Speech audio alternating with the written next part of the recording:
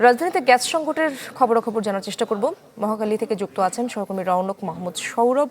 সৌরভ, বেশ কয়েকদিন যাবত এই গ্যাসের সংকট, কবে নাগাদ এই গ্যাসের সংকট সমাধান হতে পারে? কর্তৃপক্ষের কাছ থেকে কোনো তথ্য কি মিলেছে কিনা?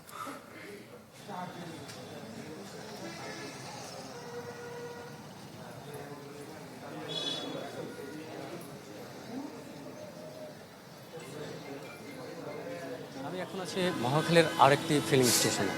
অন্যান্য ফিলিং স্টেশনের গত 2 সপ্তাহ ধরে যে চিত্র ছিল, এই ফিলিং স্টেশনের একই চিত্র।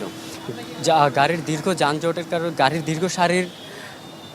দীর্ঘ যেই সারি, সেই সারি কিন্তু অলরেডি সেটা প্রধান সড়কে গিয়েছে।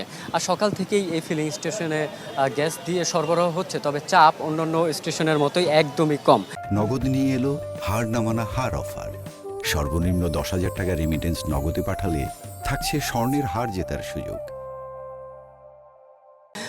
চালকরা বলছিলেন যে তাদের বেশিরভাগ সময় চলে যায় এই স্টেশনগুলোর গ্যাস সংকটের লাইনেই দাঁড়িয়ে থাকতে।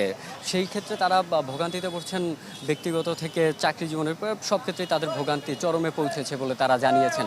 তারা অনেকটা অভিযোগ করছিলেন যে গ্যাসের সরবরাহ যদি ঠিক না হয়, তাহলে আসলে তাদের জীবনযাত্রায় তার প্রভাব ব্যাপকভাবে পড়বে বলে তারা জানান।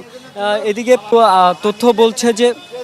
তথ্য বলছে সারা দেশে প্রতিদিন প্রায় 3,800 মিলিয়ন ঘনফুট গ্যাসের প্রয়োজন হয়। সেই ক্ষেত্রে কক্সবাজার মহেশখালীতে একটি এলএনজি টার্মিনাল ক্ষতিগ্রস্ত হওয়ায় জাতীয় গ্রিডে তার প্রভাব কিন্তু পড়েছে।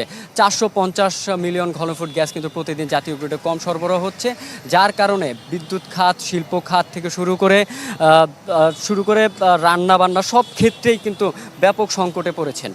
এদিকে আমরা ফিলিং স্টেশন মালিকদের সাথে কথা বলেছি, যারা এই স্টেশনগুলো পরিচালনা করেন। তারা আমাদেরকে জানিয়েছেন গ্যাস সংকটের সাথে সাথে তাদের কিন্তু ব্যয় বেড়েছে, কিন্তু তাদের কিন্তু আয় সেই তুলনায় বাড়েনি। ইরশাদ, এই ছিল আমার কাছে সর্বশেষ মহাখালী থেকে।